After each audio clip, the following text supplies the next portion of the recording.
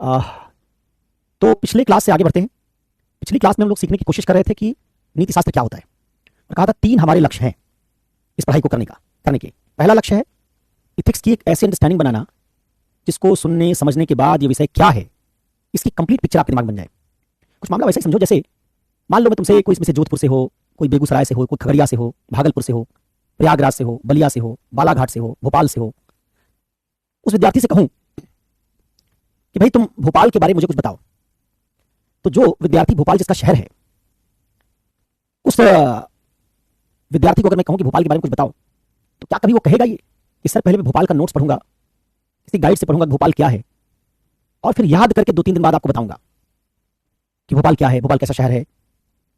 नहीं, ऐसा नहीं कहेगा। वो क्या करेगा? मैं कहूंगा भोपाल के बारे में 200 शब्द लिखो। अगर इसमें 10 विद्यार्थी भोपाल से हों, 10 बालाघाट से हों, 5 खगड़िया से हों, 4 बांका से हों, 3 दंतेवाड़ा से हों, जगदलपुर से हों, तो वो सारे अपने अपने जिलों के बारे में, अपने अपने शहर के बारे में बिना कोई नोट्स पढ़े, बिना कुछ याद किए लिखेंगे आंसर। 200 शब्दों में अपने शहर के बारे में लिख देंगे, और किसी बच्चे का आंसर दूसरे बच्चे से बिल्कुल मैच नहीं करेगा। सबकी भाषा अलग होगी, सबकी कहने की शैली अलग होगी। लेकिन जब मैं कहूंगा नीति शास्त्र क्या है, इस पर बात करो, जरा बताओ क्या है, तो आप कहते हैं कि सर अभी पहले नोट्स देखेंगे, पहले पढ़ेंगे, फिर याद करेंगे, फिर बताएंगे। इसका मतलब आप नीति शास्त्र को ठीक वैसे समझते नहीं है जैसे आप भोपाल, बालाघाट, खगड़िया, बेगूसराय को समझते हैं। तो पिछली कक्षा में हमने कहा था कि जब हम एक विषय पढ़ने जा रहे हैं जो विषय हमने पहले नहीं पढ़ा है, आपके जिन साथियों ने कहा भी था कि हमने नैतिक शिक्षा पढ़ी थी, वो जो नैतिक शिक्षा पढ़ के आए थे वो एक तरह का भाषण था जिसमें कुछ कुछ ऐसी आदर्श वाली बातें भर दी गई थी। वो आदर्श क्यों हैं, उनको क्यों माने, उनका जस्टिफिकेशन नहीं था। हम यहां जो पढ़ाई करने जा रहे हैं, उस पढ़ाई का जो आइडिया उसमें जस्टिफिकेशन है, उसमें औचित्य है। कोई बात हम कहेंगे कि ये नैतिक है तो उसके पीछे कुछ आधार होगा। तो क्या हम जो नैतिकता विषय या नीति शास्त्र विषय पढ़ने जा रहे हैं, इसकी हमारे दिमाग में कोई वैसी ही पिक्चर है जैसे पिक्चर हमारे दिमाग में हमारे शहर प्रतापगढ़, सुल्तानपुर, प्रयागराज, इन शहरों की, अयोध्या, इन शहरों की? अगर नहीं है तो विषय का टॉपिक पढ़ने से पहले कि मानव सहसंबंध पढ़ना शुरू करें, पहला टॉपिक पढ़ना शुरू करें, टॉपिक पढ़ने से पहले हमारे दिमाग में विषय की व्यापक समझ होनी चाहिए। इस समझ को बनाने के बाद आपसे कोई कह दे कि एथिक्स पर 200 शब्द बोलो, तो आपको कोई चीज देखने की जरूरत ना पड़े। तो पहला लक्ष्य हमारा यह है कि जिस विषय को हम पढ़ने जा रहे हैं उसका वैसा ही ब्लूप्रिंट, वैसा ही मैप, वैसी पिक्चर आपके दिमाग में बनाना जैसे आपके दिमाग में आपके शहर, कस्बे या टाउन की है, गांव की है। दूसरा लक्ष्य कहा था एथिक्स क्या है, नीति शास्त्र क्या है, इसको इसलिए पढ़ने जा रहे हैं पिक्चर बनाने के अलावा, इसलिए पढ़ने जा रहे हैं क्योंकि यूपीएससी 10 नंबर का एक सवाल, नीति शास्त्र क्या है, नीति शास्त्र की प्रशासन में क्या उपयोगिता है, नैतिकता आम जिंदगी में क्या भलाई करती है, समाज का भला कैसे करती है, नैतिकता से हमारे जीवन में क्या आता है, इस तरह के 10 नंबर का कोई एक सवाल वो अलग अलग वर्षों में पूछते रहे हैं। तो हम जो पढ़ाई करेंगे ना सिर्फ उससे एक पिक्चर बने, बल्कि यूपीएससी में अब तक पूछे गए 10 नंबर के सवाल जो नैतिकता के मायने, नीति शास्त्र के आइडिया, उसकी प्रासंगिकता, उसके महत्व इत्यादि से पूछे जाते हैं, वो भी हल हो सके, इसलिए हम इसको पढ़ रहे हैं। और तीसरी बात जो कही थी क्यों पढ़ रहे हैं, कहा था कि हम जब किसी विषय को पढ़ते हैं तो 2 तरीके से पढ़ते हैं। एक, उसमें हमारा मन लगता है, रुचि बनती है, और दूसरा ऐसे लगता है जैसे एक परीक्षा की तैयारी करने आए हैं, सब कुछ रटना है, याद करना है, मजबूरी में पढ़ना है। तो कहा था एथिक्स क्या है ये समझ के, इस पर चर्चा करके, इस विषय में अगर रुचि बना लें, रुचि के साथ इसको पढ़ें तो हमारे सीखने की रफ्तार थोड़ी तेज हो जाएगी। तो 3 बड़े लक्ष्यों के कारण हम व्हाट इज एथिक्स या नीति शास्त्र क्या है ये सीखने जा रहे हैं। पहला लक्ष्य इस विषय की पूरी एक रूपरेखा, पूरा एक आइडिया। दूसरा, यूपीएससी में नीति शास्त्र के महत्व, नीति शास्त्र के अर्थ, नीति शास्त्र की प्रासंगिकता से पूछे गए सवालों का हल। और तीसरा, नीति शास्त्र में हमारी एक रुचि। 6 मैंने आयाम आपको बताए थे कि 6 तरीके से हम एथिक्स को, इसके मायने को, इसकी प्रासंगिकता, इसके महत्व को समझ सकते हैं। आज उन्हीं में से पहला मायने जो आपको लिखा था, जिस पर चर्चा हम लोगों ने नहीं की थी, जिसके बाद पहले क्लास के बाद क्लास रुकी और आपदा आ गई, वहीं से शुरुआत करने जा रहे हैं। जिन लोगों का ये पहला क्लास है उनको मैं बहुत ब्रीफ में बता दूं कि पहले क्लास में मैंने नीति शास्त्र की एथिक्स के कुछ चैलेंजेस की बात की थी। कहा था कि बाकी सब विषयों में लगभग एनसीईआरटी आती है, ज्योग्राफी में आती है, हिस्ट्री में आती है, एथिक्स में एनसीईआरटी नहीं आती, इसलिए इस विषय में थोड़ी चुनौती ज्यादा है। दूसरा, कहा था इकोनॉमी, पॉलिटी, हिस्ट्री में जो पढ़ते हैं उस सिलेबस से सवाल पूछा जाता है। एथिक्स में तुमको 2024 का पेपर पढ़ के सुनाया था कि न्याय पर सवाल पूछा गया, एआई पर सवाल पूछा गया, भारतीय समाज में जेंडर पर सवाल पूछा गया, इसमें से कोई चीज हमारे सिलेबस में नहीं है। तो सिलेबस पढ़ना पड़ेगा, लेकिन सवाल सीधे सिलेबस से नहीं आएंगे। सिलेबस अप्लाई होगा उन सवालों में, लेकिन सवाल सीधे सिलेबस से नहीं आते। और तीसरी बात ये कही थी कि जैसे इतिहास में तुम मॉडर्न इंडिया पढ़ोगे तो मॉडर्न इंडिया में प्लासी का युद्ध, बक्सर का युद्ध, ये कोई टीचर अपने मन से बदल नहीं सकता। सारी किताबों में, हमारे यूनिवर्सिटी सिस्टम में जो स्टैंडर्ड बुक्स हैं उनमें भी प्लासी, बक्सर के बारे में वही लिखा होगा जो तुम्हारी गाइड में लिखा होगा। ऑब्जेक्टिविटी, एक रूपता। एथिक्स में ऐसा नहीं होगा। एथिक्स में यूनिवर्सिटी सिस्टम की कोई किताब आपके यूपीएससी के सिलेबस वाली नहीं है। इतिहास में जो यूपीएससी का मॉडर्न इंडिया का सिलेबस है वही यूनिवर्सिटी में पढ़ाया जाता है। इस यूनिवर्सिटी के टीचर्स ने किताबें लिखी जो आपको मिल जाती हैं जिनसे आप कॉन्सेप्ट या आइडिया बना पाते हैं। ऑब्जेक्टिविटी होती है, एकरूपता होती है। एथिक्स में ऐसा नहीं होगा।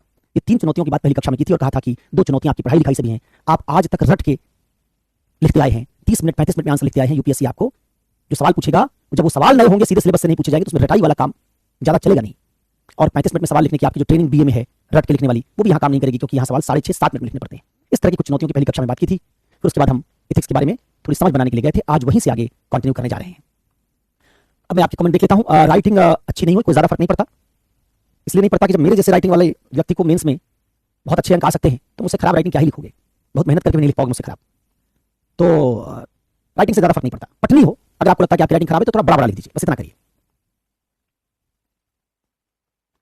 रंजना कुमारी, मैं कुछ लिखवाता नहीं हूं, धीरे धीरे आप समझ जाएंगे।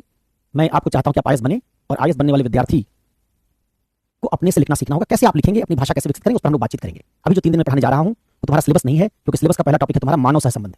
वहां तक पहुंचने से पहले मैं नीति शास्त्र क्या है और सिलेबस कैसे 7 यूनिट में टूटा हुआ है, उन 7 यूनिट से हम क्या करते हैं, उनसे किस तरह के सवाल पूछे जाते हैं, पहले ये आइडिया जनरेट करने जा रहा हूं।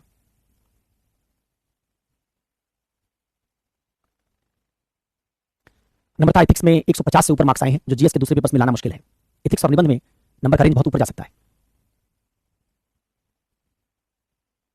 अच्छा, जैसे तुम्हारी ना बहुत सारी समस्याएं हैं, एक साथ तुम चाहते हो कि सब सवाल हल हो जाए, तो थोड़ा पहले पढ़ाई कर लें, फिर एक एक करके धीरे धीरे तुम्हारी नर्व सेटल होती जाएगी। सारे सवालों का जवाब मैं दूंगा। पहले कुछ पढ़ लें आज, फिर देखेंगे कुछ सवाल तुम्हारे लेंगे।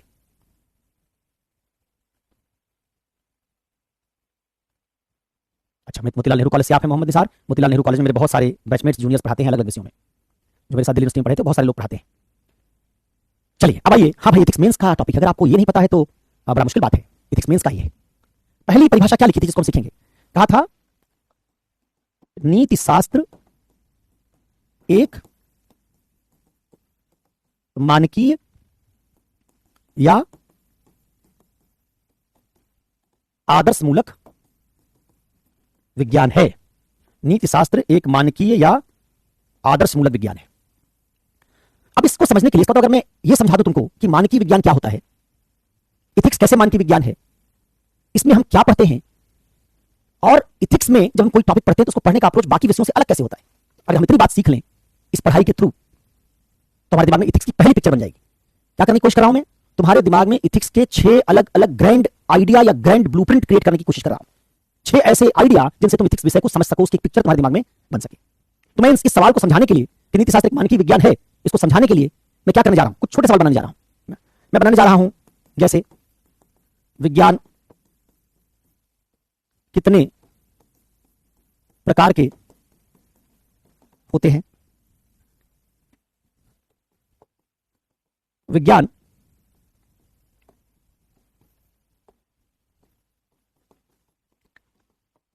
अलग अलग विज्ञान हमारे ज्ञान से किस प्रकार संबंधित हैं। फिर हम सीखेंगे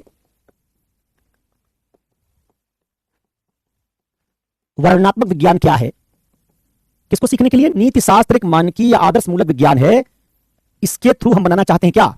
यह है नीति शास्त्र का एक आशय। आशय मतलब होता है मतलब।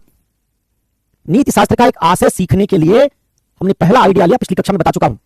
6 ऐसे आशय बताए थे जिनके थ्रू हम नीति शास्त्र को समझने की कोशिश करेंगे। नीति शास्त्र एक मानकीय आदर्शमूलक विज्ञान है। दूसरा कहा था नीति शास्त्र दुविधा समाधान का विज्ञान है। तीसरा कहा था नीति शास्त्र समावेशी और संपोषणीय आनंद का विज्ञान है। चौथा कहा था नीति शास्त्र सर्वांगीण कल्याण का विज्ञान है। पांचवा कहा था नीति शास्त्र मूल्यों और सद्गुणों का विज्ञान है। और छठा कहा था जीवन की गुणवत्ता का विज्ञान है। 6 तरीके से हम इथिक्स को समझेंगे। क्यों समझेंगे 6 तरीके से? ये 6 तरीके मैंने क्यों बनाए? क्योंकि यूपीएससी ने 6 तरीकों से सवाल अब तक पूछे हैं। पिछले 13 वर्षों में यूपीएससी ने इन्हीं तरीकों से, 13 नहीं 12 बल्कि इन्हीं तरीकों से सवाल पूछा है। इसलिए मैंने इन्हीं तरीकों से एथिक्स के मायने को आपको समझाने की चेष्टा की है, और वही चेष्टा मैं आपके बैच में भी कर रहा हूं जो पिछले बैचेस में की है। तो हमको सीखना है नीति शास्त्र का एक मायने। नीति शास्त्र मानकीय विज्ञान है, जानना है मानकीय विज्ञान क्या होता है और विज्ञान कौन कौन से होते हैं। एक विज्ञान वर्णनात्मक विज्ञान है, वो क्या करता है। तो हमने इस सवाल को समझने के लिए, जिससे नीति शास्त्र को समझेंगे, उस सवाल को समझने के लिए पहले छोटे छोटे और सवाल बना लिए। विज्ञान कितने प्रकार के हैं, अलग अलग विज्ञान हमारे ज्ञान से किस प्रकार संबंधित है, वर्णनात्मक विज्ञान क्या है, वर्णनात्मक विज्ञान के अध्ययन की विषय वस्तु क्या है। फिर हम देखेंगे मानकीय विज्ञान क्या है? मानकीय विज्ञान के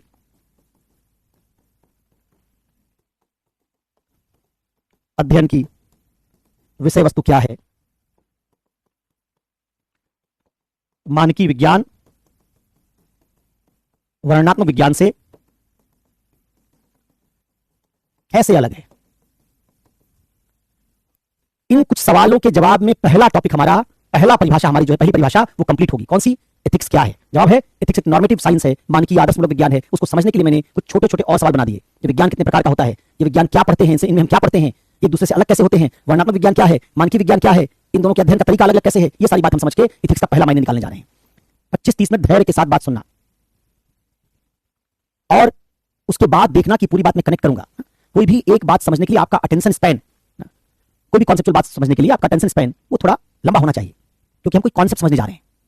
कॉन्सेप्ट समझने के बाद उसी बात को देखोगे 3-4 मिनट में हम कंप्लीट कर लेंगे, लेकिन पहले शुरुआत में समझने में थोड़ा समय लगेगा। तो धैर्यपूर्वक ध्यान से इसको सुनना और अपने घर का हालचाल एक दूसरे से बातचीत करना अब थोड़ी देर के लिए बंद कर देना। जो चिट्ठी पत्री लिख रहे हो एक दूसरे को हालचाल पूछ रहे हो, 30 मिनट बाद फिर पूछ लेना हालचाल, पहले थोड़ी देर अभी एथिक्स पर समय दे दो। चलो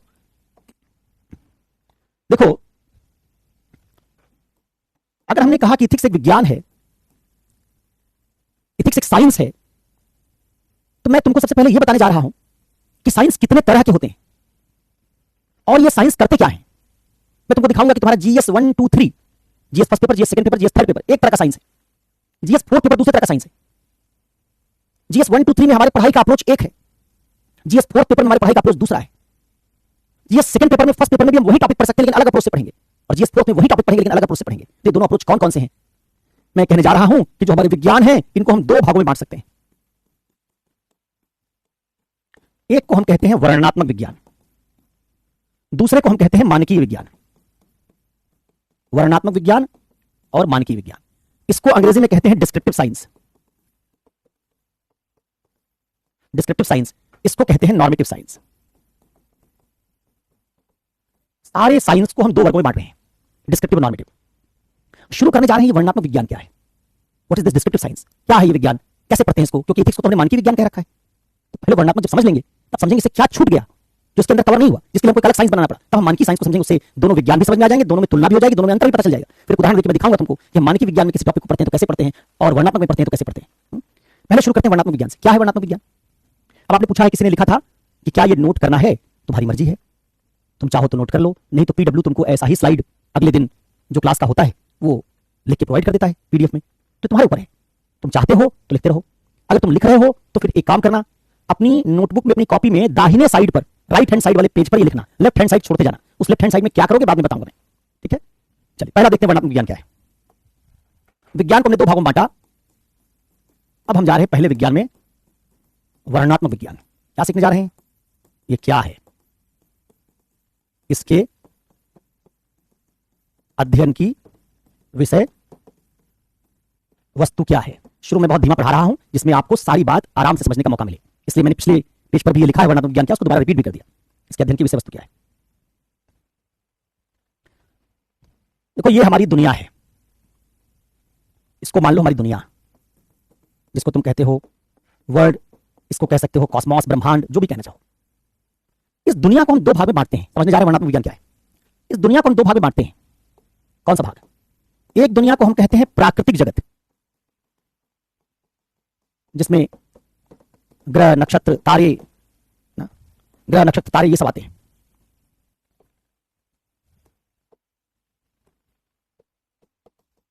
इसमें भौतिक पिंड आएंगे, इसमें वनस्पति जगत आएगा, इसको हम प्राकृतिक जगत कहते हैं, प्राकृतिक दुनिया कहते हैं, हमने नहीं बनाई, नेचुरल है। जिस दुनिया में रहते हैं उस दुनिया को हमने 2 भाग में बांटा।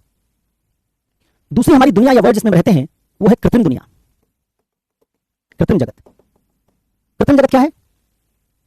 कृत्रिम जगत है ये वाला कृत्रिम जगत, ये क्या है?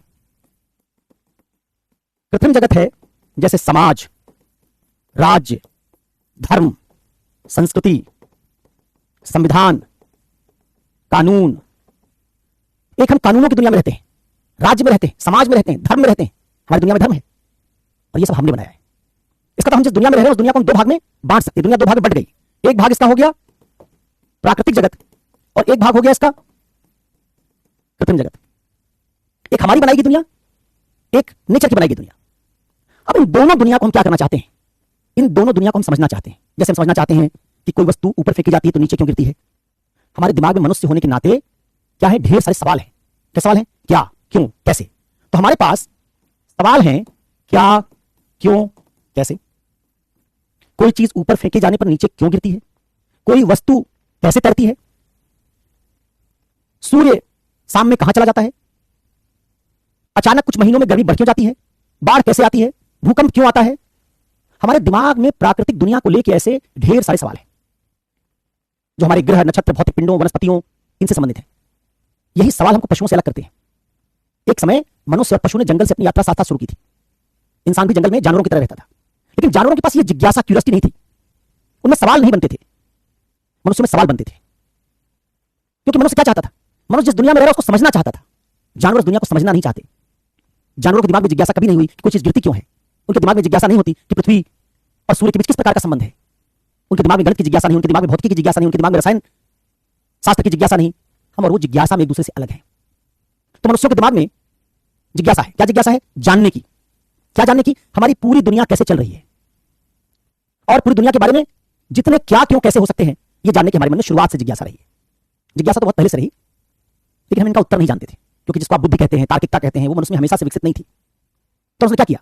शुरुआत में इन्हीं क्या, क्यों, कैसे, बाढ़ कैसे आती है, भूकंप कैसे आता है, गर्मी सर्दी क्यों पड़ती है, इस सवाल का जब उसके पास सवाल तो था, जवाब नहीं था, तो उसने अपनी कल्पना से, मनुष्य के पास एक क्षमता थी कल्पना करने की, अपनी कल्पना से कुछ शुरुआती काल्पनिक जवाब गढ़ने की कोशिश की। जैसे ग्रीक मनुष्य ने, ईरानी मनुष्य ने, भारतीय मनुष्य ने, जो शुरुआती हमारे पूर्वज थे, उन्होंने इन्हीं सवालों का उत्तर कैसे गढ़ा? कल्पना से। कैसे बनाया? भगवान एक इंद्रदेव हैं, एक वरुण देव हैं, एक अग्निदेव हैं, एक जल के देवता हैं, खूब ढेर सारे देवता गढ़े और उनको बिल्कुल मनुष्यों की तरह बना दिया। ग्रीक परंपरा में भी ऐसे अपोलो, जियस जैसे देवता हैं, और कहा कि ये जो देवता हमारी दुनिया चला रहे हैं, इन्हीं में से देवताओं का मूड होता है। मूड कहा, जब मूड अच्छा रहता है सूरज का तो सामान्य ताप रखता है अपना। मूड खराब हो गया, गुस्सा हो गया, नाराज हो गया, तो उसकी हीट बढ़ जाती, गर्मी बढ़ जाती। इंद्रदेव का गुस्सा शांत है तो उतनी बारिश करेंगे जितनी जरूरत है। नाराज हो गए तो बहुत ज्यादा बारिश कर देंगे। तुमने कहानी सुनी होगी कृष्ण की, हिंदू माइथोलॉजी में कहानी है कि कृष्ण गोकुल के लोगों को समझाते हैं कि इंद्र की पूजा मत करो, गोवर्धन पहाड़ की करो। गोकुल के निवासी इंद्र की बात मान लेते, कृष्ण की बात मान लेते हैं, और कृष्ण के कहने पर गोवर्धन पर्वत की पूजा करने लगते हैं। इंद्र नाराज हो गया, खूब बारिश करने लगा, सारे गोकुल में पानी भर गया, और कहानी है कि कृष्ण ने अपनी उंगली पर एक पहाड़ उठा लिया, गोवर्धन पर्वत उठा लिया और कहा कि गोकुल के सारे निवासी इसके नीचे आ जाओ, बारिश में डूबोगे नहीं। इसका मतलब हमारे शुरुआती मनुष्यों ने, उसके पास सवाल तो थे, लेकिन सवालों का जवाब नहीं था। तो क्या किया? उन जवाबों के लिए दुनिया कैसे बनी, कैसे चल रही है, बारिश क्यों होती है, क्या की? कल्पना की। कल्पना से क्या किया? धर्म गढ़ा। कल्पना से देवता बनाए, देवताओं का मानवीकरण किया। हमारी तुम्हारी तरह देवता बनाए, जिनका मूड खराब होता है तो नाराज होते हैं तो हमको नुकसान पहुंचाएंगे, खुश रहेंगे तो फायदा पहुंचाएंगे। इसलिए देवताओं को खुश कैसे रखा जाए? अब जैसे मान लीजिए मनुष्य को घी बहुत पसंद है, दूध पसंद है, क्योंकि आज की तरह पिज्जा पास्ता तो होता नहीं था, मैगी नूडल्स चॉकलेट तो था नहीं, तो खेती बाड़ी भी इतनी थी नहीं, तो क्या होगा? देवता कैसे पसंद होगा? देवता पसंद होगा घी से, दूध से, पशु के मांस को चढ़ाने से। जो हमको पसंद था, मनुष्य को हम सोचते थे देवता पसंद है, तो हमने देवताओं को मूड अच्छा करने के लिए पूजा उपासना करनी शुरू कर दी। जिनका मूड अच्छा रहेगा तो बारिश उतनी ही करेंगे जितनी जरूरत है, मूड अच्छा रहेगा तो नुकसान नहीं पहुंचाएंगे। तो प्रकृति की सारी शक्तियों का, जिनको समझ नहीं पाते थे नेचर की पावर्स को, उनको हमने देवता बना दिया, और उन्हीं को खुश रहने के लिए हमने सारे कर्मकांड, पूजा पाठ ये सब कर लिए। और जो कमी हमारे अंदर थी वही सब कमी देवताओं में डाल दी। जैसे तुम देखोगे इंद्र का कैरेक्टर ढीला है, इंद्र अक्सर दूसरे की बीवियों पर निगाह रखता है, हमेशा उसका सिंहासन डोलता रहता है। तो जो ईर्ष्या मनुष्य में, वही ईर्ष्या देवताओं में भी डाली। एक देवता की पूजा करो, दूसरा नाराज हो जाता है। इससे शुरुआती कर्मकांड, शुरुआती धर्म का निर्माण हुआ। इसका मतलब शुरुआती मनुष्य कैसा बना? सवाल उसके पास है, जवाब नहीं, जवाब की जगह कल्पना है, कल्पना से जवाब ढूंढा और उस जवाब को आस्था के आधार पर लोगों ने फैला दिया। अब एक मनोवैज्ञानिक बात लोग कहते हैं कि क्या ऐसी पूजा उपासना करने से कुछ होता था? कहते थे नहीं, होता नहीं था कुछ भी। लेकिन क्या करते थे ये शुरुआती मनुष्य? मान लो बारिश ज्यादा हो रही, जरूरत नहीं है उसकी, तो कहते थे इस बार देवता ज्यादा नाराज है, एक बकरा काट के यज्ञ में डाल दिया, नहीं खुश हुआ, दूसरा काट दिया, और नाराज, इस बार नहीं खुश हो रहा है। 5-7 दिन अनुष्ठान चला, उसमें स्वाभाविक रूप से बारिश बंद हो गई। बंद हो गई तो कहा कि हाँ देवता खुश हो गया। इसका मतलब जब ज्यादा नाराज होगा 3 बकरे चढ़ाने पड़ेंगे, 2 किलो घी डालना पड़ेगा, गेहूं और चावल ज्यादा डालना पड़ेगा, तो अलग तरह के कर्मकांड कर लिए। लेकिन धीरे धीरे इसी आस्थावान मनुष्य के पास तर्क विकसित होना शुरू हुआ, और जब तर्क विकसित होना शुरू हुआ तो इन जवाबों से संतुष्ट नहीं हुआ। इंद्र नाम का कोई देवता बारिश करवाता है, कोई हवा का देवता है, वो हवा चलाता है, कोई समुद्र का देवता है। कहानी सुनोगे हिंदू धर्म की पुरानी, जो पुराना धर्म है उसमें ज्यादा ही बात पाओगे। राम की कहानी है, राम लंका जाना चाहते थे, समुद्र रास्ता नहीं दे रहा था। तुलसीदास ने चौपाई लिखी, विनय न मानत जलद जड़, गए 3 दिन बीत, बोले राम सकोप तब भय बिन होय न प्रीत। चौपाई ने बेसिकली दोहा है, भय बिन होय न प्रीत। और तीसरे दिन जैसे उन्होंने धनुष बाण चढ़ाया अपना, समुद्र को मैं सुखा दूंगा, तो समुद्र में से एक देवता निकल के खड़ा हो गया। उसने हाथ जोड़ लिया कि ऐसा मत कीजिए प्रभु, आपकी सेना में नल नील नाम के 2 मानव हैं, उनसे पुल बनवा लीजिए हमारे ऊपर और जाइए आराम से। तो आगे चल के ये देवता हमको, हमारे कल्पना से उपजे देवता हमको संतुष्ट नहीं कर पाएंगे, क्योंकि मानव की नैतिकता विकसित हो जाएगी। मानव समझ जाएगा दूसरी पत्नी पर निगाह डालना ठीक नहीं है, दूसरी गर्लफ्रेंड पर निगाह रखना ठीक नहीं है, चोरी करना ठीक नहीं है, ईर्ष्या करना ठीक नहीं है। लेकिन देवता तो ईर्ष्यालु हो चुके हैं, देवता दूसरी पत्नी को भगा रहे हैं, देवता तो अप्सरा का डांस देख रहे हैं ऊपर। तो अब तो ये देवता हमारी नैतिक मांग पूरी कर पा रहे हैं, और ना ये देवता हमारी बुद्धि विकसित होने पर हमको ये संतुष्ट कर पा रहे हैं कि बारिश इंद्र करवाता है। तो क्या होगा? इसी कल्पना की जगह शुरुआत किससे हुई? शुरुआत इन सवालों के जवाब में किससे हुई? कल्पना। और फिर कल्पना के बाद क्या आया? तर्क। सवाल हमारे वही रहे, सवाल हमारे वही रहे, लेकिन जवाब ढूंढने का हमारा तरीका बदल गया। जवाब ढूंढने का तरीका, जैसे ग्रीक लोगों में तुमने नाम सुना होगा पाइथागोरस का। पाइथागोरस का नाम सुना, उसका प्रमेय पढ़ते हो। ईसा से 450 साल पहले पाइथागोरस, सुकरात के आसपास। पाइथागोरस ने दुनिया को ज्योमेट्री समझाने की कोशिश की। एक दूसरा थिंकर था, उसने नंबर से समझाने की कोशिश की। किसने? भौतिक पदार्थ डेमोक्रिटस नाम का आदमी था, उसने सबसे पहले परमाणु की संकल्पना दी, एटम की संकल्पना दी। तो एक समय ऐसा आया जब मनुष्य में तर्क का विकास हुआ और इन्हीं सवालों का जवाब देने के लिए उन्होंने तर्क का सहारा लेना शुरू किया। इस तर्क के सहारे क्या ढूंढने लगे? सवालों का जवाब, जिनसे क्या कर सके हम? दुनिया की ज्यादा बेहतर व्याख्या, दुनिया का ज्यादा बेहतर वर्णन कर सकें। क्या कर सकें? वर्णन कर सकें। अब क्या किया हमने? अब हमने आगे आने वाले समय में तुमने देखा कि हमारे पास शुरुआत में सवाल हैं। सवाल हैं किससे जुड़े? हमारी जिज्ञासा से जुड़े। जिन जिज्ञासाओं को मैंने क्या कहा? क्यों, कैसे, क्या, इस तरह की जिज्ञासाएं हैं। इनका प्रारंभिक समाधान कल्पना से, जिससे क्या पैदा हुई? आस्था, जिससे क्या पैदा हुआ? धर्म। और फिर इसी सवाल का समाधान बाद में इन्हीं प्रश्नों का समाधान किससे होगा? तर्क से। और तर्क से समाधान जब हम करेंगे तो क्या पैदा होगा? पैदा होगा विज्ञान, साइंस। इसका धर्म और विज्ञान यहीं से टकराना शुरू कर देंगे। आप अभी भी सुनते हो कि 2 शब्द लोग बोलते हैं, कहते हैं इसका टेम्परामेंट रिलीजियस है, धार्मिक मनोवृत्ति है। दूसरी क्या कहते हैं? वैज्ञानिक मनोवृत्ति। धार्मिक मनोवृत्ति वाला आदमी वो है जो दुनिया की हर घटना की व्याख्या कैसे करता है? भगवान से, धर्म की किताब से। आप पूछेंगे ये घटना हो जाएगी, ये चीज हो जाएगी, कहेगा इंशाअल्लाह भगवान की मर्जी होगी, हो जाएगी। साइंस वाले से पूछेंगे ये चीज होगी, वो कहेगा हाँ, इसके पीछे वंडरवॉल फोर्स है, इससे एक चीज हो जाएगी। इसके पीछे हाइजेनबर्ग का प्रिंसिपल है, इसके पीछे हुल्स का लॉ है, हो जाएगी। आप धर्म वाले आदमी से पूछेंगे, कहेगा वही है, वही जो राम रच रखा, वही होगा जो भगवान ने रच रखा है। साइंस वाले से पूछेंगे, वो कहेगा भगवान के रचने से कुछ नहीं होता, हमारी दुनिया में सब कुछ नियमों से होता है। तो आज भी आप पाएंगे 2 तरह के जवाब देते आपको लोग दिखेंगे। धार्मिक आदमी हर चीज को भगवान पर छोड़ेगा, कहेगा सब भगवान की मर्जी से हो रहा है। और वही एक वैज्ञानिक उसी बात को, जिसको एक आदमी भगवान की मर्जी से बताता है, उसी बात की व्याख्या करता है। किससे? तर्क से। अभी बहुत सारे लोग कहते हैं कि भगवान पता नहीं क्यों नाराज, इतनी बारिश करवा रहे हैं। यहां तक कि कई बीमारियां थी जिनको हम कहते थे बीमारी, ये दैवीय बीमारी, जैसे चेचक, स्मॉल पॉक्स। अभी भारत के गांव में तमाम लोग मानते हैं देवी निकल आई, उसको देवी कहते हैं। और वैज्ञानिक आदमी क्या कहता है? ये कोई वायरल इन्फेक्शन है जिसका टीका बनाया जा सकता है, उस वायरल इन्फेक्शन को दूर कर सकते हैं। उसी चेचक को देखने के 2 नजरिए। आस्थावान आदमी उसको देवी की बीमारी बता रहा है, और वैज्ञानिक मनोवृत्ति वाला आदमी उसको तर्क से, वायरस से जोड़कर समझा रहा है। ठीक है, तो इनका समाधान करने के 2 तरीके। इसी समाधान से तर्क से जब हमने क्या, क्यों, कैसे का जवाब ढूंढना शुरू किया तो क्या बना? विज्ञान। क्या लक्ष्य था इस विज्ञान का? इसका लक्ष्य था, क्या लक्ष्य था? दुनिया की क्या संगत व्याख्या करना। क्या करना? दुनिया का वर्णन करना। नीचे वर्णन करना लिखा है। एक वर्णन किससे कर रहे थे? धर्म से। दूसरा वर्णन किससे करना शुरू किया? साइंस से। तो साइंस किस लिए पैदा हुई शुरुआत में? शुरुआत में साइंस आए दुनिया का वर्णन करने के लिए। ठीक है, क्या किया हमने? इसी दुनिया को कई हिस्सों में बांट लिया।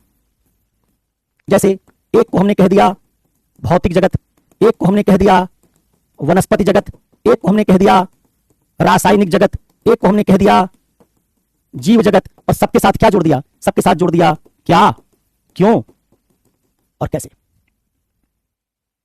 क्या ढूंढने लगे? भौतिक जगत में घटनाएं कैसे होती हैं, क्यों होती हैं, और इस भौतिक जगत के क्या, क्यों, कैसे के लिए हमने विज्ञान बनाया, जिसका नाम पड़ा कौन सा विज्ञान? भौतिक विज्ञान। वनस्पति जगत का क्या, क्यों, कैसे सुलझाना चाहते हो तो विज्ञान का नाम क्या हो जाएगा? वनस्पति विज्ञान। रासायनिक जगत का क्या, क्यों, कैसे सुलझाना चाहते हो, विज्ञान का नाम हो जाएगा रसायन शास्त्र या रसायन विज्ञान। और जीवों से संबंधित क्या, क्यों, कैसे सुलझाना चाहते हो तो विज्ञान का नाम हो जाएगा जीव विज्ञान, जीव विज्ञान। ठीक, तो क्यों है विज्ञान?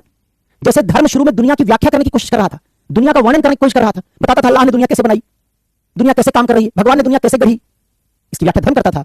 उसी का बेहतर वर्णन, दुनिया की बेहतर व्याख्या, दुनिया की बेहतर समझ बनाने के लिए, हमारी जिज्ञासाओं का समाधान करने के लिए, तर्क से इन सवालों का जवाब ढूंढने के लिए जिन विज्ञानों का जन्म हुआ उनको हमने नाम दिया भौतिक विज्ञान, वनस्पति विज्ञान, रसायन विज्ञान, जीव विज्ञान। और इन सबको क्या नाम दिया, इनको किस वर्ग में रखा?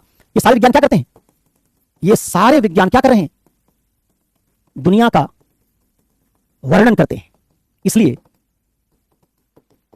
इनको क्या कहा जाएगा? इसलिए इनको वर्णनात्मक विज्ञान कहा गया। इसलिए इनको वर्णनात्मक विज्ञान कहा गया।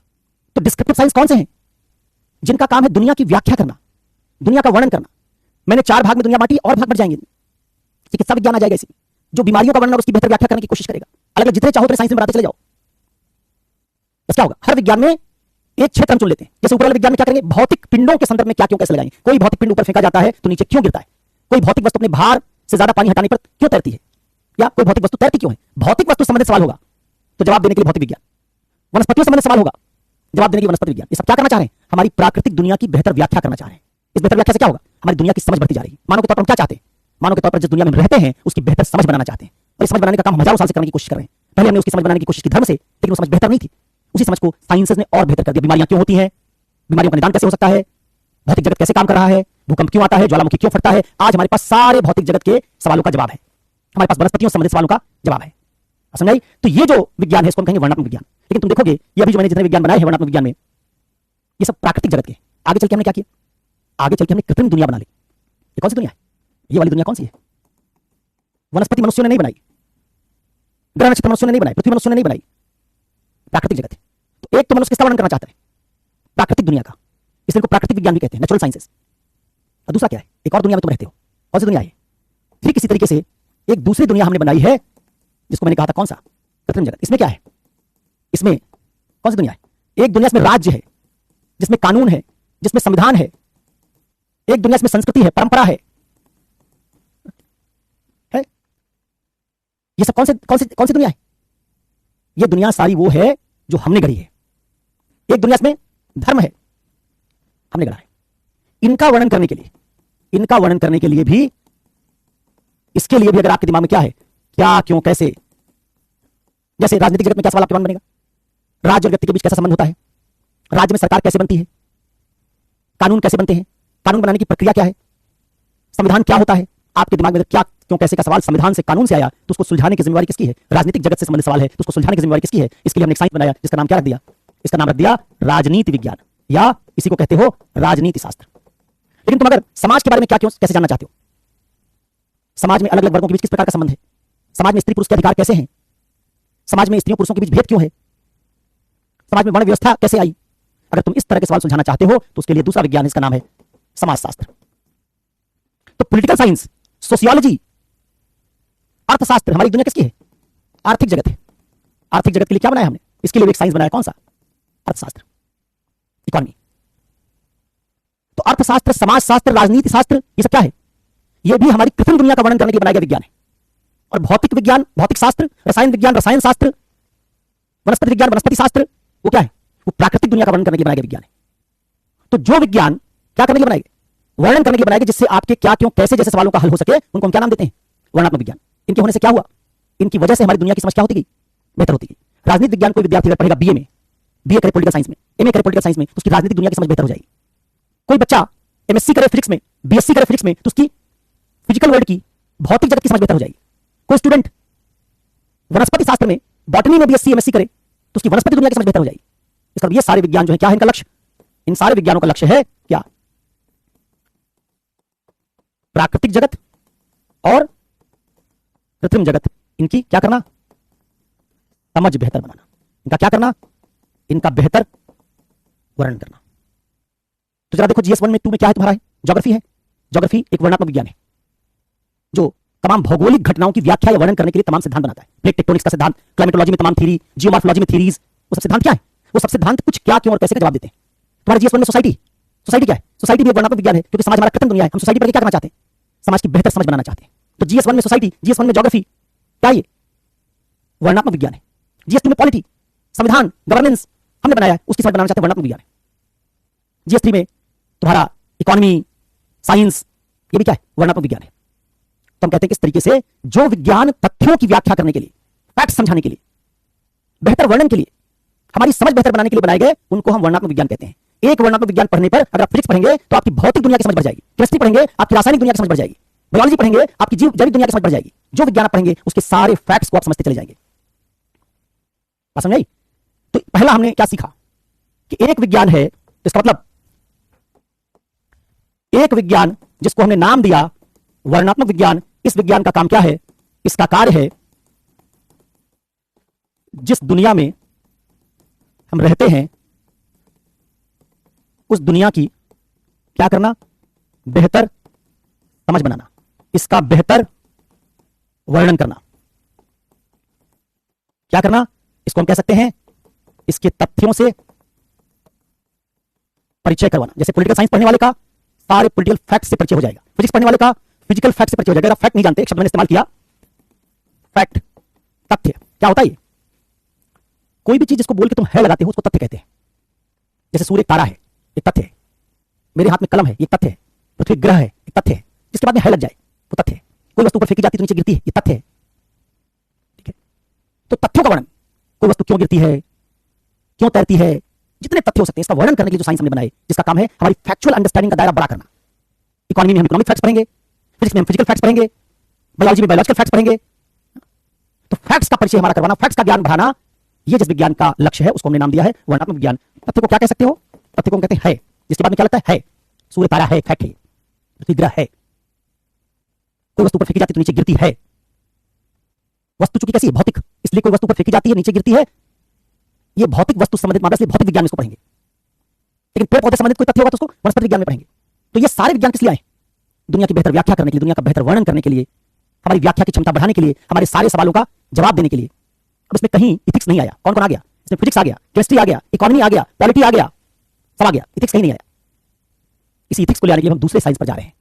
तो पहला साइंस वो है जिसको हम कह सकते हैं कि किसका विज्ञान है ये किसका विज्ञान है का विज्ञान। किसका विज्ञान है ये? तथ्यों का विज्ञान है। इसी है के विज्ञान या तथ्यों के विज्ञान को हम क्या कहते हैं? इसको कहते हैं वर्णनात्मक विज्ञान। भौतिक तथ्यों का वर्णन करेगा भौतिक विज्ञान, रासायनिक तथ्यों का वर्णन करेगा रासायनिक विज्ञान, राजनीतिक तथ्यों का वर्णन करेगा राजनीतिक विज्ञान। तो अंतर क्या है? राजनीतिक विज्ञान के तथ्य कृत्रिम जगत से आ रहे हैं और रसायन विज्ञान के तथ्य प्राकृतिक जगत से आ रहे हैं। बात समझ आई? अब आओ जरा चलते हैं दूसरी दुनिया में। इस बार दूसरे विषय में चल रहे हैं। तो पहला हो गया तुम्हारा वर्णनात्मक विज्ञान, दूसरा है मानकीय विज्ञान। यह क्या है समझना। कहा कि एक विज्ञान का जन्म हुआ मनुष्य की जिज्ञासा से, मनुष्य में इस इच्छा से कि वो जिस दुनिया में रहे उसका वर्णन बेहतर तरीके से कर सके, उसकी व्याख्या कर सके, उसके मन में उठने वाले सारे सवालों का जवाब दे सके। इसलिए physics, chemistry, biology, botany, political science, इन सब सवालों, इन सब विज्ञानों का जन्म हुआ। जब हम किसी बच्चे को पॉलिटिकल साइंस पढ़ाते हैं तो मानते क्या है कि पॉलिटिकल साइंस से बच्चा राजनीतिक दुनिया के सारे सवालों का जवाब दे सकेगा। पॉलिटिकल साइंस पढ़ने से वो सभी राजनीतिक घटनाओं की बेहतर व्याख्या और वर्णन कर सकेगा। पॉलिटिकल साइंस पढ़ने से उसको सभी पॉलिटिकल फैक्ट्स की जानकारी मिल जाएगी। तो पॉलिटिकल साइंस वाला बच्चा, फिजिक्स वाला बच्चा कैसे अलग है? कोई फिजिक्स में एमएससी कर रहा है और कोई पॉलिटिकल साइंस में एमए कर रहा है, दोनों मास्टर्स कर रहे हैं। क्या अंतर है? एक का राजनीतिक तथ्यों का ज्ञान बढ़ रहा है, राजनीतिक व्याख्या की क्षमता बढ़ रही है, राजनीतिक दुनिया का वर्णन करने की क्षमता बेहतर हो रही है, और दूसरे की भौतिक दुनिया की क्षमता, भौतिक दुनिया की व्याख्या की क्षमता, भौतिक दुनिया का वर्णन करने की क्षमता, भौतिक तथ्यों की जानकारी का दायरा बढ़ा हो रहा है। दोनों मास्टर्स की डिग्री, एमएससी भी एमए भी। फिजिक्स में एमएससी करोगे तो एक तरह की व्याख्या करने की क्षमता बढ़ रही है, पॉलिटिकल साइंस में करोगे दूसरी तरह की, इकोनॉमिक्स में करोगे अगर एमए तो आर्थिक दुनिया की व्याख्या करने की क्षमता बढ़ जाएगी। एक इकोनॉमिक्स में एमए किया हुआ बच्चा पॉलिटिकल साइंस वाले बच्चे की तुलना में, फिजिक्स वाले बच्चे की तुलना में, जिसने एमएससी में किया होगा उसकी तुलना में आर्थिक दुनिया की ज्यादा बेहतर व्याख्या कर सकेगा। अब मैं जब कह रहा हूं कि एमए किया हो, एमएससी किया हो, तो असल में एमए एमएससी किया हो, वो नहीं कि कहीं से नकल मार के डिग्री लेके आ गए। फिर तो पता चला कि इकोनॉमी वाला भी इकोनॉमी में जीरो ही है, पॉलिटिकल साइंस वाला भी गाइड छाप के, कुंजी छाप के आ गया, 5 सवाल लिख के, डिग्री है, नॉलेज नहीं है। मैं मान रहा हूं कि आपने मास्टर्स ठीक से किया है, तो आप जिस सब्जेक्ट में मास्टर्स करते हैं उसके फैक्ट्स, उस दुनिया की व्याख्या, उसका वर्णन करने की क्षमता आपकी ज्यादा होती है। अब जरा ये कि जब हम दुनिया की व्याख्या कर ही लिए, क्या क्यों कैसे का जवाब दे ही लिए, तो फिर हमको दूसरा साइंस क्यों चाहिए? और हमारे सिनेमा में एंट्री होने वाली हमारे हीरो की, सिनेमा में आप देखते होंगे कि हीरो की एंट्री लेट होती है थोड़ा। पहले पृष्ठभूमि बनती है, फिर कोई गुंडा इस लड़की को छेड़ता है, तभी हीरो की एंट्री होती है और विलेन को मार पीट के सब कुछ ठीक ठाक कर देता है।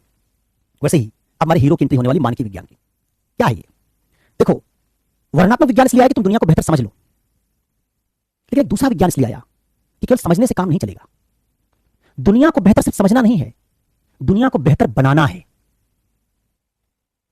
दुनिया को बेहतर करना है। फिजिक्स तुमको यह बता देगा भौतिक दुनिया चल कैसे रही है, राजनीतिक विज्ञान यह बता देगा चुनाव कैसे हो रहा है, सरकार बनती कैसे है, कानून कैसे बनता है, समाज शास्त्र को बता देगा हमारा समाज कैसा है। लेकिन एक साइंस हमको चाहिए जो है ना बताए, समाज ऐसा है, इसमें वर्ण व्यवस्था, इसमें पितृसत्ता है। राजनीतिक विज्ञान में हमने पढ़ लिया कि कानून ऐसे बनते हैं, है का विज्ञान कहा था ना पिछला वाला, है का विज्ञान। एक विज्ञान हमको चाहिए जो बताए क्या हमारी पूरी दुनिया बेहतर बनेगी कैसे, जिस दुनिया में रह रहे हैं उसको और बेहतर कैसे बनाएंगे, और आदर्श कैसे बनाएंगे और अच्छा कैसे बना सकते हैं। पहले वाला साइंस सिर्फ दुनिया को अच्छा समझाने के लिए आया था, दुनिया की बेहतर समझ बनाने के लिए आया था। और दूसरा वाला साइंस जिसके बारे में बात करने जा रहे हैं, ये दुनिया को बेहतर बनाने के लिए आया है। तुम्हें से किसी का हिंदी साहित्य होगा तो पढ़ा होगा, मुक्तिबोध की 2 पंक्तियां, दुनिया जो है उससे बेहतर चाहिए, ये पंक्ति है, जो है उससे बेहतर चाहिए, दुनिया को एक बेहतर चाहिए। ठीक वैसे एक साइंस जो कह रहा है कानून ऐसा है, सरकार ऐसे चल रही है, लेकिन ऐसे चलनी चाहिए। कानून ये है लेकिन ये कानून होना चाहिए। हमारी इकोनॉमी ऐसी है लेकिन इकोनॉमी ऐसी होनी चाहिए। विकास का मॉडल ये होना चाहिए, समाज ऐसा होना चाहिए, राजनीति ऐसी होनी चाहिए, डिसीजन ऐसा होना चाहिए। वर्णन करने की वजह क्या कर रहा है? आगे की बात कर रहा है, फ्यूचर की, कि जो हमारी दुनिया में आज है ये बेहतर नहीं है। क्या किया? पहचाना कि हमारी दुनिया में अगर राजतंत्र है तो पॉलिटिकल साइंस अगर आज से 400 साल पहले आप पढ़ते, जब लोकतंत्र दुनिया में नहीं आया था, तो पॉलिटिकल साइंस पढ़ाने वाली किसी यूनिवर्सिटी में या किसी विद्यालय में 300 साल पहले ही, 250 साल पहले ही राजतंत्र और धर्मतंत्र पढ़ाया जाता, क्योंकि उस समय राजतंत्र और धर्मतंत्र ही दुनिया में थे। तो एक पॉलिटिकल साइंस का विद्यार्थी समझ लेता कि सरकार या तो राजा की हो सकती है या तो चर्च की हो सकती है, लेकिन वो ये ना समझ पाता कि राजा की सरकार भी गलत है, चर्च की सरकार भी गलत है तो राजा की सरकार, चर्च की सरकार, लेकिन ये होनी नहीं चाहिए, होनी चाहिए जनता की सरकार।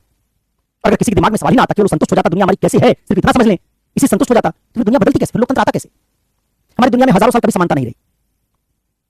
कहीं स्वामी ऊपर था, दास नीचे है, कहीं स्त्री अधिकारों में कम है, पुरुष ऊपर है, कहीं ब्राह्मण और क्षत्रिय ऊपर है, शूद्र नीचे है, कहीं गोरा ऊपर है, काला नीचे है, कहीं रंग भेद, कहीं जाति भेद, कहीं वर्ण भेद, कहीं लिंग भेद। हमारी दुनिया पूरी हजारों साल भेद में चली है। उस भेद को हम बताते थे कि स्त्रियों को ये काम करना होता है, पुरुषों को ये काम करना होता है।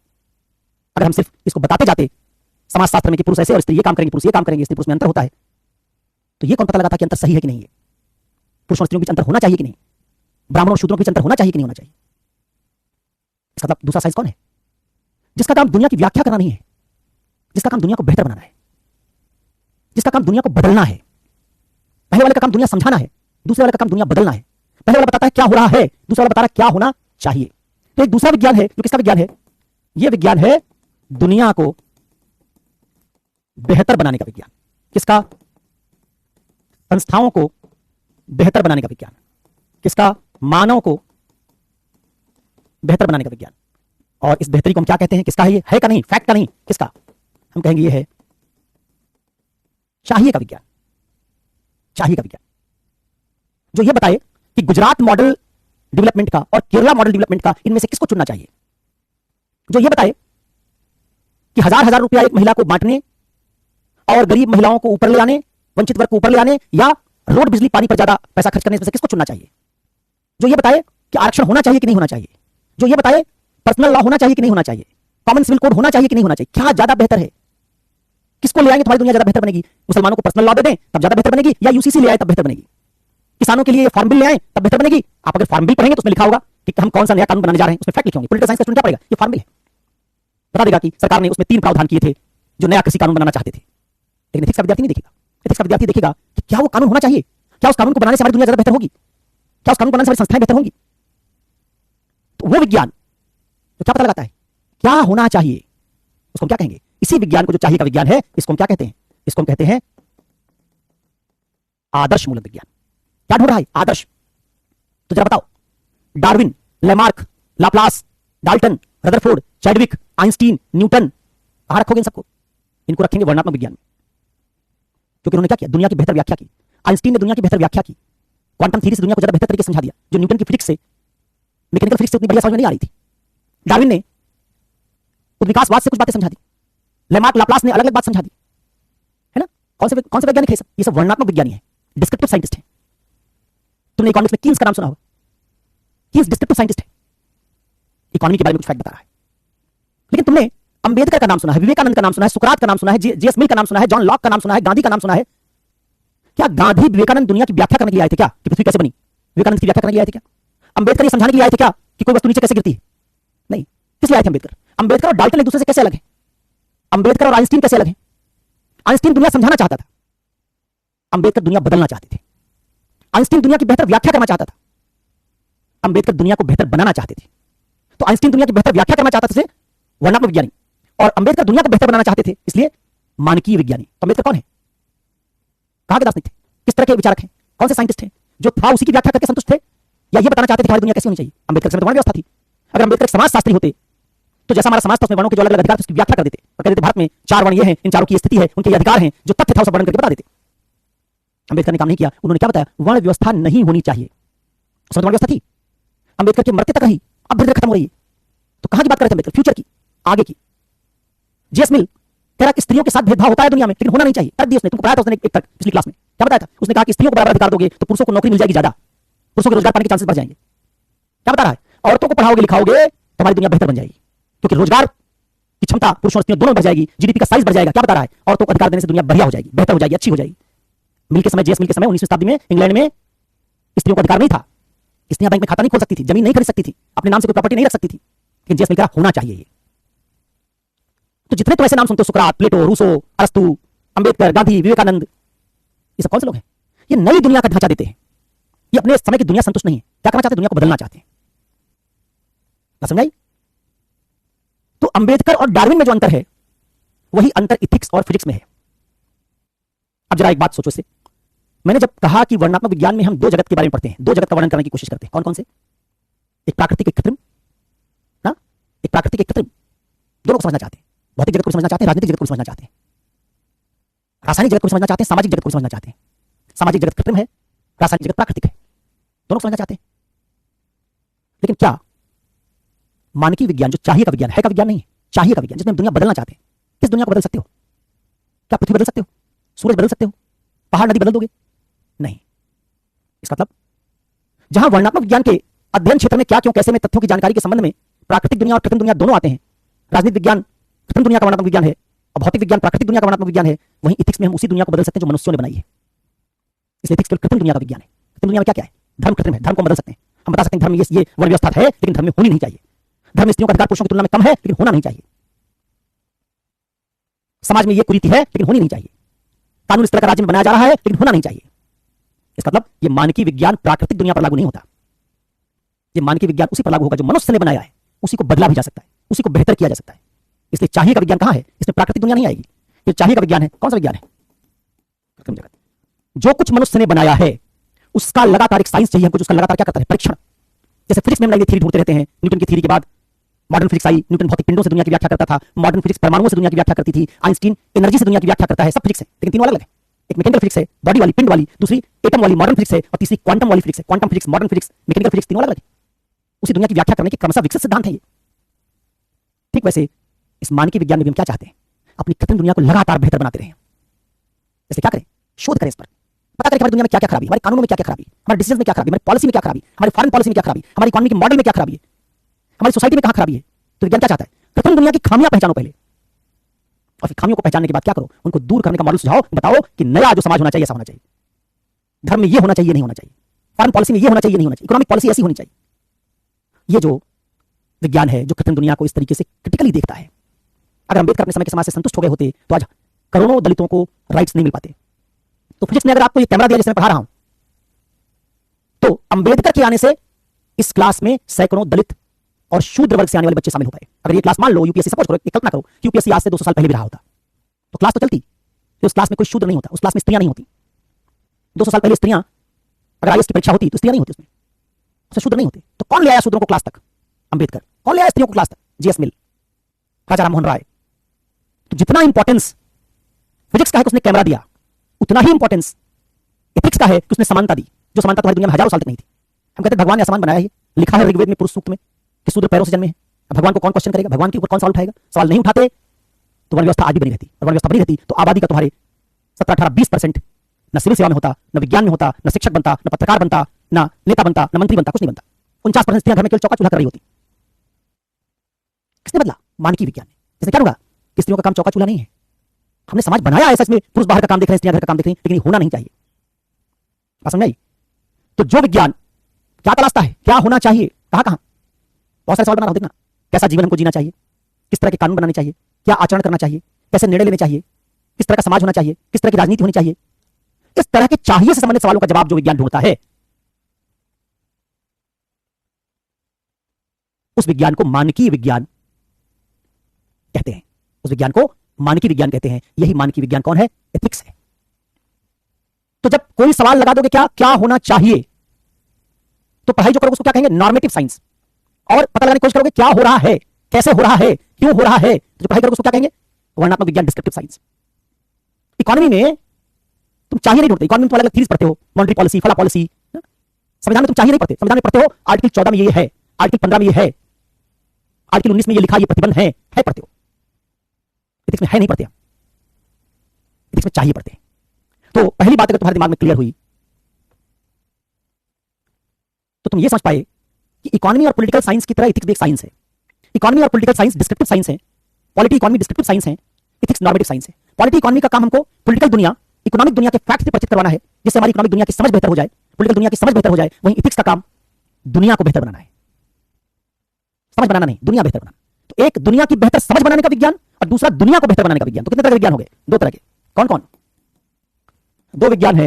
एक विज्ञान जो जिसको मैंने कहा वर्णनात्मक विज्ञान, जो कहां है? दो क्षेत्रों में है, एक प्राकृतिक जगत और दूसरा कृत्रिम जगत। क्या चाहता है इसमें? इन दोनों दुनिया की समझ बेहतर बनाना। तो किसका विज्ञान है? ये है का विज्ञान है, दुनिया की समझ बेहतर बनाने के लिए आया है। और दूसरा मानकीय विज्ञान है, जिसमें कौन सा जगत है? प्राकृतिक जगत है क्या? नहीं, कृत्रिम जगत है, सिर्फ प्राकृतिक जगत नहीं है। क्या है? कृत्रिम जगत है। क्या चाहता है ये कृत्रिम दुनिया को? क्या चाहता है? बेहतर बनाना। किसका चाहिए? तो एक दुनिया की समझ बेहतर बनाना और दूसरा दुनिया बेहतर बनाना। दुनिया बेहतर बनाने वाला साइंस क्या करना चाहेगा? दुनिया बदलना चाहेगा। और दुनिया की समझ बेहतर बनाने वाला साइंस दुनिया समझाना चाहेगा। एक दुनिया समझाने के साइंस है, एक दुनिया बदलने का साइंस है।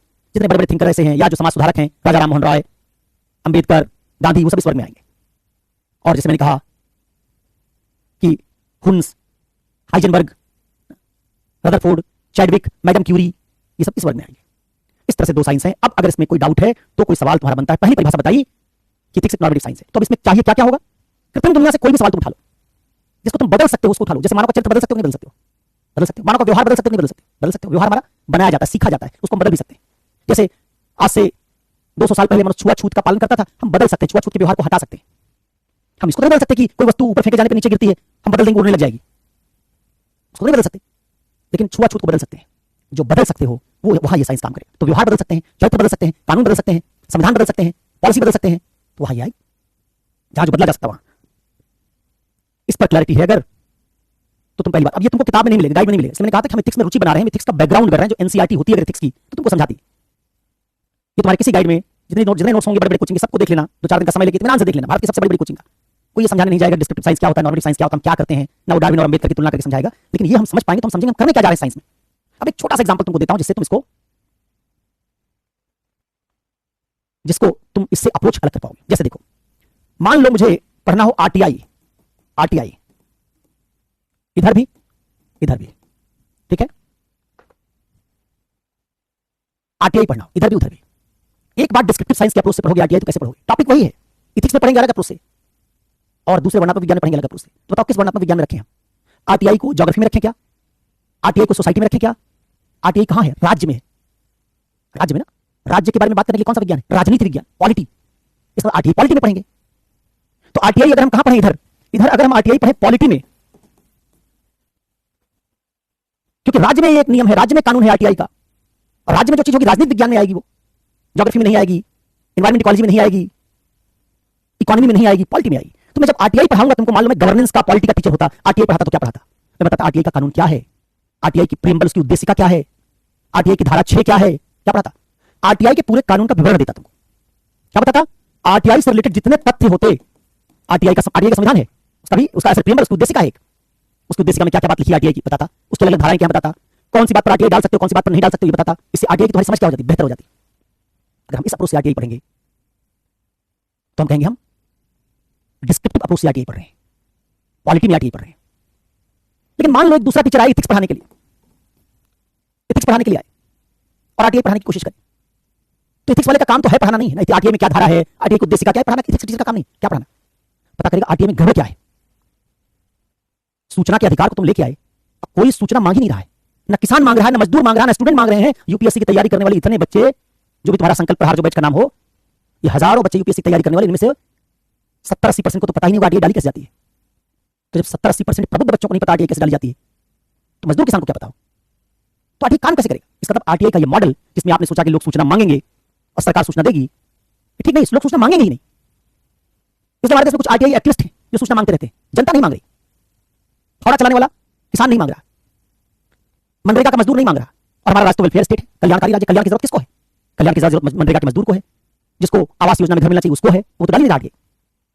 तो हमारे आरटीआई में कुछ प्रॉब्लम है, हमारा आरटीआई का मॉडल आइडियल नहीं है। तो क्या पता करेंगे आरटीआई में क्या गड़बड़ी है, आरटीआई हमारा काम क्यों नहीं कर रहा है, आरटीआई की प्रेजेंट मॉडल में क्या समस्या है, और आरटीआई कैसी होनी चाहिए। तो क्या देखेंगे, इसके एक तरफ देखेंगे इसकी problems, why this RTI is not working, समस्या है, और दूसरा क्या देखेंगे, दूसरा ढूंढेंगे कि फिर इसका क्या ideal model of RTI, RTI का आदर्श क्या होना चाहिए, सरकार को किस तरीके के चेंजेस आरटीआई में करने चाहिए।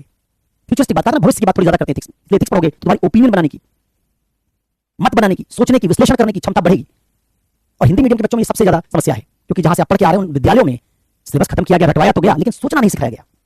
और बिना सोचे इस परीक्षा को क्रैक कर पाना बड़ा मुश्किल है। अगर आपको सोचना नहीं आता, एनालिसिस नहीं आती, रीजनिंग नहीं कर पाते हो, ओपिनियन नहीं बना पाते हो, तो निबंध कैसे लिखोगे, इंटरव्यू कैसे दोगे, 275 नंबर का इंटरव्यू है, कैसे करोगे। तो जब तुम ये समझ पाओगे प्रॉब्लम्स क्या है आरटीआई में और इसको कैसे दूर किया जाना चाहिए, आदर्श आरटीआई कैसा होना चाहिए, जब ढूंढेंगे आदर्श आरटीआई कैसा होना चाहिए, तो क्या कहें, कौन सा अप्रोच है, नॉर्मेटिव। हम आरटीआई को बेहतर बनाना चाहते हैं, आरटीआई को बेहतर बनाने के लिए हम जब कोई पढ़ाई करेंगे तो उसको क्या कहेंगे, ये नॉर्मेटिव पढ़ाई है। और कहां पढ़ेंगे उसको, नॉर्मेटिव साइंस में। नॉर्मेटिव साइंस कौन सा है, इथिक्स, इसलिए इसको पढ़ेंगे इथिक्स में। तो इथिक्स में भी आरटीआई पढ़ सकते हैं, पॉलिटी में भी आरटीआई पढ़ सकते हैं, दोनों को पढ़ने का अप्रोच एक दूसरे से कैसा है, अलग है। अब जरा बताओ कि क्या भोपाल बालाघाट की तरह ही जैसे तुम अपने शहर को जानते थे, क्या वैसे तुमसे कोई पूछेगा फिजिक्स और एथिक्स में क्या अंतर है, समझा पाओगे कि नहीं समझा पाओगे, कि कहोगे कि गाइड रटेंगे तब बताएंगे, बता पाओगे कि नहीं बता पाओगे कि एथिक्स बाकी विषयों से कैसे अलग है, जीएस के 1 2 3 पेपर से कैसे अलग है। मैं कुछ सवाल पूछा, सवालों का जवाब तुम्हारे दिमाग में बन रहा है, इसका मतलब तुमने जो पढ़ा उससे तुमने कुछ नया सीखा। अगर इस पढ़ाई के पहले तुमसे कोई पूछता कि पॉलिटी और एथिक्स में क्या अंतर है, तुम नहीं बता पाते। और अभी एक सवा घंटे की बात सुनने के बाद तुम्हारे दिमाग में अंतर बन गया कि पॉलिटी में और एथिक्स में अंतर है, जीएस 1 2 3 और 4 में अंतर है, और इस पर तुम किसी विद्यार्थी को 5-10 मिनट समझा सकते हो, 2 मिनट बोल सकते हो, तो इसका तुम एम्पावर्ड हो, तुमको एथिक्स समझ में आया। इसलिए मैंने कहा था कि ना कॉन्सेप्चुअल फ्रेमवर्क बनाना मेरा काम है, रटवाना नहीं। जो तुम रटना चाहते हो वो तो तुम्हारी गाइड में सब लिखा हुआ है, उसको अगर मुझे पढ़ाने के लिए कहोगे तो कोई अंडरस्टैंडिंग नहीं बनेगी। मैं लिखा दूंगा तुमको वैसे जैसे गाइड में लिखा है कि नीति शास्त्र उचित और अनुचित का विज्ञान है, नीति शास्त्र शुभ और कल्याण का विज्ञान है, 4-5 लाइन लिखवा दूंगा, तुम इसको रट लोगे। तो अगर तुम्हारे दिमाग में से पिक्चर बनी, मैंने कहा मुझे मेरा काम क्या अगले 3 दिनों में, तुम्हारे दिमाग में पिक्चर्स बनाना 6 तरीके से पिक्चर बनाऊंगा। पहली पिक्चर बना दी मैंने नॉर्मेटिव साइंस वाली, अब ऐसी 5 पिक्चर और बनानी है। कौन कौन सी, नीति शास्त्र, आनंद का विज्ञान, वो वाली पिक्चर बनानी है। 6 सिनेमा रिलीज करूंगा, दबंग 1, दबंग 2, दबंग 3, welcome 1, welcome 2, welcome 3, Pushpa 1, Pushpa 2, जैसे है ना, वैसे इथिक्स 1, इथिक्स 2, इथिक्स 3, इथिक्स 4, और जैसे इथिक्स के अलग अलग मायने तुम समझते जाओगे, इथिक्स की अलग अलग तरीके से व्याख्या करने की तुम्हारी क्षमता बढ़ती जाएगी। 10 नंबर का सवाल हम इसे टारगेट कर रहे हैं, जो यूपीएससी बहुत बार पूछ चुका है। कोई सवाल है तो बताओ।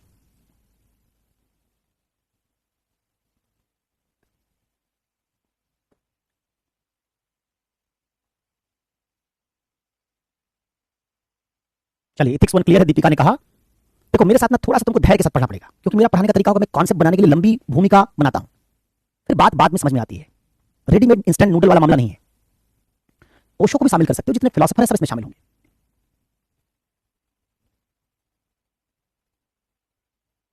चलिए फिर आगे बढ़ते हैं। पहली बात पूरी हो गई, तो मैं इसमें कुछ सवाल लिख दे रहा हूं कि मानवीय विज्ञान किस तरह के प्रश्नों का उत्तर ढूंढने का प्रयास करता है। तो मैं इसमें कुछ मैं कह दे रहा हूं कि मानकीय विज्ञान नीति शास्त्र वह विषय है जो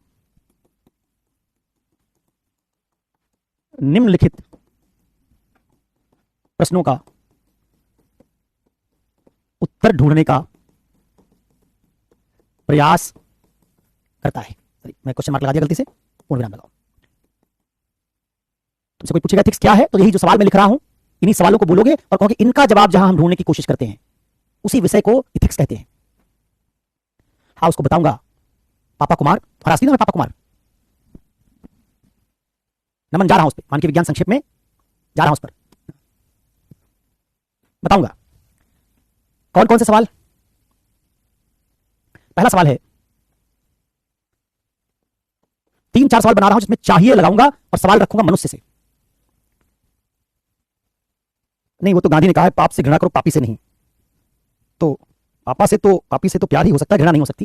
मैं जानना चाहता था कि क्या उनका नाम यही वास्तव में, बड़ा रोचक नाम है, पहली बार मैंने सुना है पापा कुमार, तो बड़ा मुझे अट्रैक्टिव नाम लगा। ठीक है, लोग संस्कृत नेम रखते हैं, लेकिन उन्होंने बड़ा, बताओ एक कितना रोचक बात होगी कि इनके पिताजी जब इनको बुलाते होंगे, ये भी अपने पिताजी को पापा कहते होंगे, पिताजी भी इनको पापा कहते होंगे। कितना बढ़िया लगता होगा घर में, पिताजी ने आपने बुलाया पापा, पिताजी ने कहा हाँ पापा, दोनों तरफ से पापा, कितना रोचक और आह्लादित करने वाला दृश्य होता होगा कि पिता और बेटे को बिल्कुल समानता के बैकग्राउंड पे खड़ा कर दिया। तो इसलिए मुझे बड़ा अच्छा लगा कि हमारे देश में समानता की कमी है, इक्वालिटी की, और कितना शानदार नाम है कि इससे अपने आप समानता आ गई। तो बड़ा डेमोक्रेटिक नाम है, बड़ा लोकतांत्रिक नाम है कि पिता और बच्चे के बीच का ही अंतर खत्म हो जाए। क्योंकि हम तो अपने हिंदी साहित्य में एक कवि हैं नागार्जुन, उनकी अगर एक कविता सुनी होगी ना, दुखरन मास्टर की, वो लंबी कविता है लेकिन उसमें 2 लाइनें ऐसी हैं कि मिनट मिनट में लगा लगा कर 5 तमाचे, मिनट मिनट में लगा लगा कर 5 तमाचे, इसी तरह दुखरन मास्टर गढ़ता था आदम के साचे। एक दुखरन नाम का मास्टर दुखी रहता है हमेशा, और क्या करता है, स्कूल आता है, सारे बच्चों को 5-5 तमाचा मारता है और कहता है तुमको संस्कारी बना रहा हूं। हमारे पुराने समय में शिक्षक कैसे होते थे, मानते थे बिना पिटाई के बच्चा कैसे संस्कारी बने, कैसे सीखेगा। पीटते वैसे नहीं थे, अलग अलग तरीके से। अगर आपने पिटाई खाने के बाद भी रोए नहीं आप, तो लगता था पिटाई नहीं ठीक से, कहते हाथ उल्टा करो, उल्टा करके हाथ पीटते थे। जब तक आप रो नहीं दे उनकी आत्मा को सुकून नहीं मिलता। इस तरह के बाप होते थे। एक बच्चे के जीवन में पापा पहली बार तभी आते ही थे, उसको समझ में आता था पापा कुछ अलग दुनिया के प्राणी होते हैं, जब एक दिन कोई शरारत की बच्चे ने और पापा ने उसको 2 थप्पड़ धर दिया। और उसके बाद माँ उसको अक्सर कहती थी कि ये मत करो नहीं तो पापा आ जाएंगे, पापा को बता दूंगी। तो बच्चे को समझ में आता था कि पापा का मतलब है जल्लाद। शुरुआती पापा का परिचय हमारी पीढ़ी के बच्चों में यमराज और जल्लाद जैसा ही था। तो बहुत बाद में भावनात्मक संबंध विकसित होता था। आपने शिट कर दिया, नैपी बदलना है, डायपर बदलना, सब काम मां करेगी। पिता तो समय समय पे आके आपको संस्कारी बनाएंगे। तो उस समाज में जहां पिताओं ने इतना अत्याचार बच्चों पे किया हो, बिल्कुल असमतामूलक तरीके से, वहां अगर एक बच्चा और पापा उनके बीच इतना समतामूलक संबंध हो, वो संदर्भ मैंने बताया। चलिए वापस आइए। तो कुछ सवालों का हम जवाब ढूंढते हैं, और वो सवाल जो है, इन्हीं का जवाब ढूंढने वाला विज्ञान क्या है? मानवीय विज्ञान। इसी को एथिक्स कहते हैं। पहला सवाल क्या है? मनुष्य का चरित्र कैसा होना चाहिए? अब यहां हम ना वाकई इसका आंसर ढूंढते हैं। वैसा वाला नहीं जैसे तुम्हारे स्कूल में मिलता था कैरेक्टर सर्टिफिकेट, हर आदमी का कैरेक्टर उत्तम ही होता था उसमें, इनका चरित्र उत्तम है, प्रशंसनीय है। नहीं, यहां असल में चरित्र की मानक गढ़ेंगे, परिभाषा गढ़ेंगे। तो इसी को हम कहते हैं मनुष्य का चरित्र कैसा होना चाहिए, कह सकते हो। अर्थात हमें कैसा मनुष्य बनना चाहिए। दूसरा, कैसा मनुष्य बनना चाहिए, चरित्र कैसा होना चाहिए। तीसरा, हमारा आचरण कैसा होना चाहिए, हमें क्या करना चाहिए और क्या नहीं। हमारा आचरण कैसा होना चाहिए, हमें क्या करना चाहिए और क्या नहीं। मेरी राइटिंग पे मत जाना, सुन लेना बात मेरे ध्यान से। जब लिख रहा हूं, बोल रहा हूं, सुन लेना। नहीं, एक भी शब्द पकड़ नहीं पाओगे क्या लिखा है। हमारा आचरण कैसा होना चाहिए, हमें क्या करना चाहिए और क्या नहीं। कैसा मनुष्य बनना चाहिए, एक सवाल। क्या करना चाहिए, दूसरा सवाल। ये सवाल है जिनका हम एथिक्स में क्या ढूंढते हैं आंसर। जैसे मैंने बताया ना, एक पिता अपने बच्चे को मारता है तो सवाल उठेगा कि क्या पिता को ऐसा होना चाहिए, क्या टीचर को पिटाई करने वाला होना चाहिए। हमारी जनरेशन में तो टीचर चरित्रवान माने जाते जो बच्चों को पीटते थे। लेकिन क्या वो बात सही है? अगर टीचर पीटने वाला टीचर अच्छा टीचर नहीं है तो इस बात को समझने में इतनी देर कैसे हुई? कौन सा फार्मूला है जिसको हम नहीं जानते थे, जिससे हम मारने पीटने वाले टीचर को अच्छा मानते थे और आज नहीं मानते? वही फार्मूला तुम सीख लो तो तुम भी जान लोगे कि किस इंसान को अच्छा मानेंगे, किसको अच्छा नहीं मानेंगे। इसका हमारे पास कोई फार्मूला होना चाहिए जिससे पता कर लें इंसान के तौर पर हमको कैसा इंसान बनना चाहिए। हम जैसे अभी हैं वो ठीक है कि नहीं है, क्या कर सकें अपना मूल्यांकन। मैं जो काम कर रहा हूं ये ठीक है कि नहीं, उसको जानने का कोई फार्मूला होना चाहिए। तो इथिक्स का काम क्या है? ऐसे फार्मूले देना जिन फार्मूलों को अप्लाई करके आप पता कर सकें चरित्र में ये गुण है तो ठीक है कि नहीं, ये काम किया मैंने तो ठीक है कि नहीं, इवैल्यूएट कर सके, मूल्यांकन कर सके। उस मूल्यांकन के कुछ पैरामीटर्स देना। ऐसे तीसरा सवाल, हमें कौन से निर्णय लेने चाहिए, कौन से नहीं। आप इसको ऐसे भी कह सकते थे कि हमारे निर्णय का आधार क्या होना चाहिए, आचरण कैसा होना चाहिए, निर्णय कौन सा होना चाहिए, चरित्र कैसा होना चाहिए। ऐसे चौथा सवाल, हमारा जीवन कैसा होना चाहिए।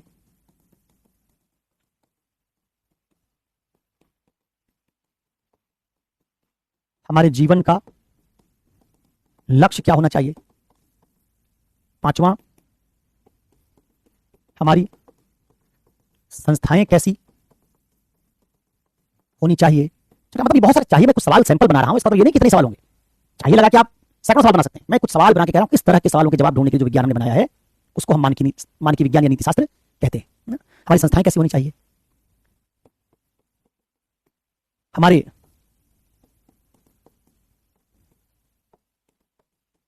नियम कैसे होने चाहिए, नीति कैसी होनी चाहिए। क्या कहेंगे? इस प्रकार के प्रश्नों का उत्तर देने के लिए जो विज्ञान बनाया गया है वही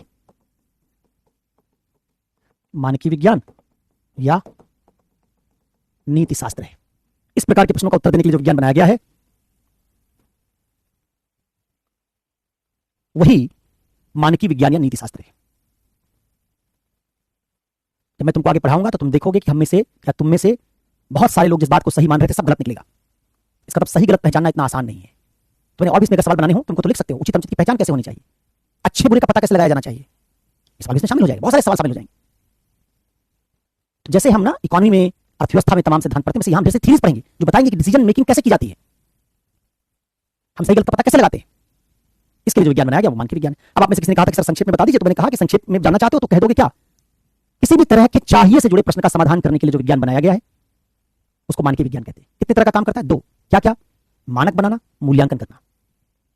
आदर्श करता है और आज जो तुम्हारी चीजें हैं, चाहे तुम्हारा चरित्र हो, चाहे तुम्हारा जीवन हो, चाहे तुम्हारा आचरण, उसका मूल्यांकन करता है कि तुम्हारा आचरण ठीक है कि नहीं। तो मूल्यांकन करना और मानक बनाना, ये दो काम करने वाला साइंस मानकीय विज्ञान है। अगर तुम दे दोगे कि मैंने आचरण किया, ये विज्ञान बताएगा कि आचरण सही है, उचित है या अनुचित है, अच्छा है या बुरा है, नैतिक है या अनैतिक है। एक काम ये करेगा और फिर दूसरा बताएगा कि कैसा आचरण तुमको करना चाहिए। ये मानक हो गया।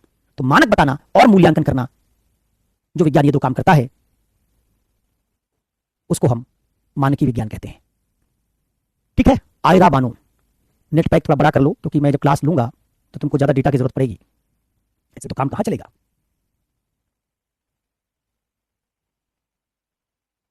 आदर्शवाद में उत्तर नहीं है अनुराग। देखो तुम ये आदर्शवाद समझो कि क्या अनुसूचित जातियों के साथ बराबरी का बर्ताव करना आदर्शवाद है कि यथार्थ है। आज सती प्रथा, औरतों को जिंदा जला देना,